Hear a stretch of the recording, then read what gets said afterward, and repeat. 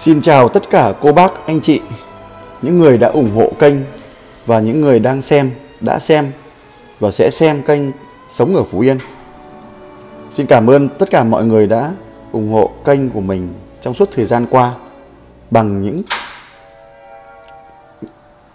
lời động viên cũng như góp ý để kênh của mình nó phát triển được tốt hơn.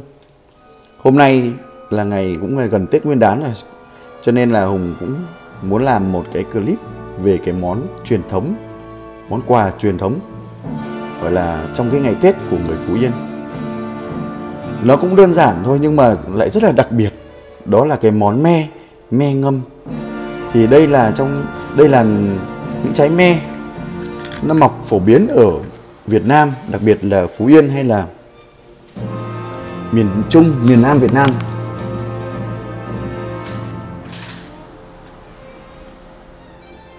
Để Hùng lấy đây trái me này.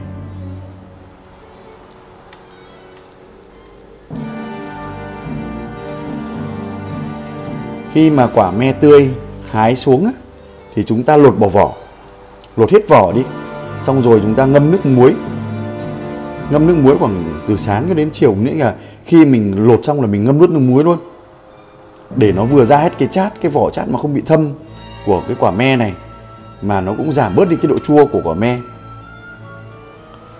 Mình vừa nói mà nó cũng khó nói quá, cho nên là xin phép làm có thể là nó nói nó không được tròn trịa cho lắm.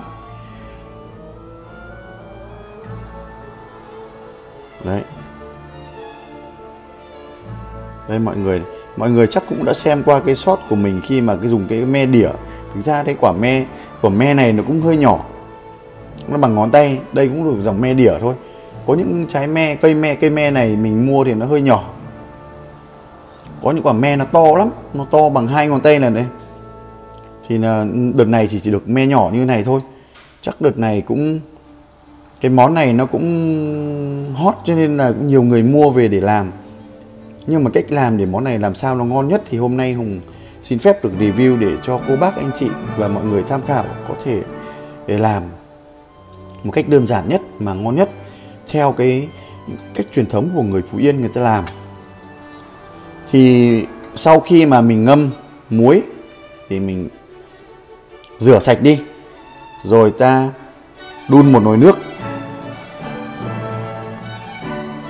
Đây là mình đun nồi nước 1,5 lít nước với cả 700 lạng đường. Mình cho thêm cả gừng xẻ của Phú Yên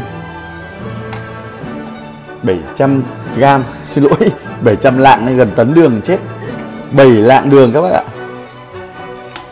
Mình làm nước đường loãng này thôi để làm gì? Để mình ngâm. Mình sẽ còn phải ngâm, và ngâm 1, ngâm 2 lần cơ. Thì lần đầu tiên mình sẽ ngâm vào đây để cho nó trung hòa, nó thẩm thấu cái nước ngọt vào trong cái quả me, trái me này. Và sau đó nó sẽ đẩy bớt cái vị chua ra, và chúng ta cũng xả bớt đi cái nước muối và cái nước lã mà khi mình ngâm cái trái me này. Ngâm lần thứ nhất là trong vòng 3 ngày các bác nhé. Các bác ngâm cho em là 3 ngày. Nếu mà me chua quá có thể ngâm 5, 7 ngày hoặc 10 ngày tùy. Nhưng em sẽ chỉ ngâm trong vòng 3 ngày thôi. Đó, chứ không cứ là phải 3 ngày. Các bác có thể ngâm 4 ngày, hoặc bận quá chưa làm được thì ngâm 5 ngày thì cũng được. Như thế nó càng ngon, không có vấn đề gì cả. Đó, thì trước tiên là mình sẽ ngâm nước 1 là như vậy.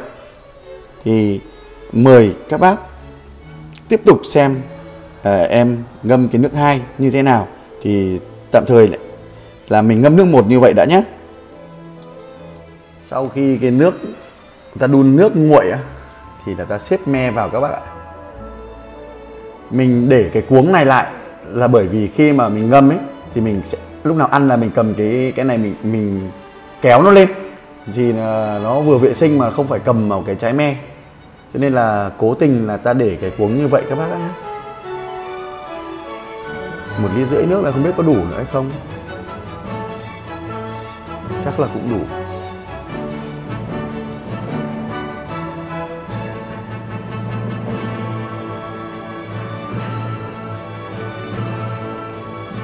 Hai ký me 100.000 2 kg me này bóc vỏ sẵn.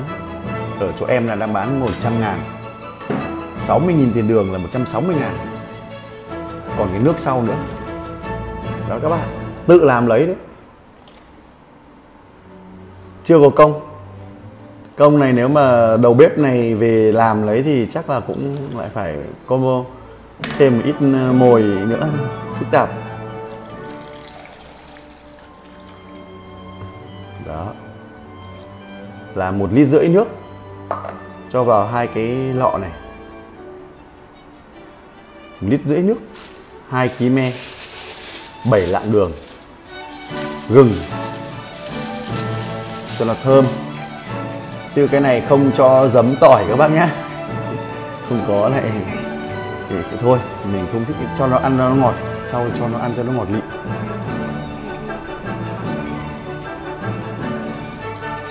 Em thích ngọt ngào cho nên là cứ cho nó càng ngọt càng tốt. Đây ạ. Một vài trái nó bị vỡ nhưng không sao, không ngồi để ra cho nó ra cái nước. Cái lọ tròn tròn này nó dễ hơn, nhìn nó sinh động hơn. Me này tự nhiên, cũng chẳng có hóa chất, không có thuốc trừ sâu gì các bác ạ. Sạch, organic, sạch tuyệt đối. Quả quê dân dã. Xong nước một rồi các bác ạ. Xin chào các bạn. Hôm rồi mình đang quay dở cái món me này mà hôm nay mình nhớ ra, ngày mùng 3 Tết mình lấy ra để mình thưởng thức các bạn ạ. Có một số cái lưu ý khi mà làm món này để mình thử đã nhé.